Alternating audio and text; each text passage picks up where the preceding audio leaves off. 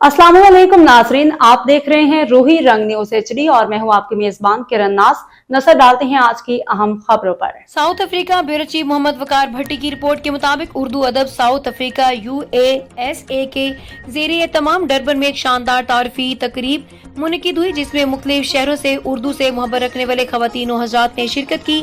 तकरीब की निज़ामत अहमद रियाज और शगुफ्ता खान ने की, जबकि शेरी कलाम डॉक्टर निसार बरकी, मीना नकवी और नाइम हसन ने पेश किया। मेहमान ख़ुसूसी पाकिस्तानी सफारत खाने के कल्चर और वेलफेयर अताशी सैयद जलाल हैदर जैदी थे, जिन्होंने उर्दू के फरोग के लिए USA की काविशों को सराहा।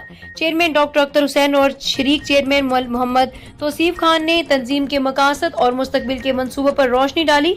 उसके अलावा उर्दू अदब साउथ अफ्रीका के एग्जीक्यूटिव कमेटी के सीनियर रुकन अब्दुल रशीद बाबू ने अपने खिताब में इदारे की क़याम के ज़रूरत और उर्दू ज़बान और सकाफत की तरक्की और फ़रोग के लिए मुस्तकबिल में किए जाने वाले इक़दामात से आगाह किया। जनूबी अफ्रीका की हुक्मरान जमात अफ्रीकन नेशनल कांग्रेस के मेंबर पार्लियामेंट जनाब इमरान शिबराती साहब ने तकरीब में खसूसी शिरकत भी की और हाज़रीन महफिल से गुफ्तगू में उर्दू का इनके अपने खानदान से ताल्लुक से आगाह किया और उर्दू ज़बान में अपनी मोहब्बत का इजहार किया।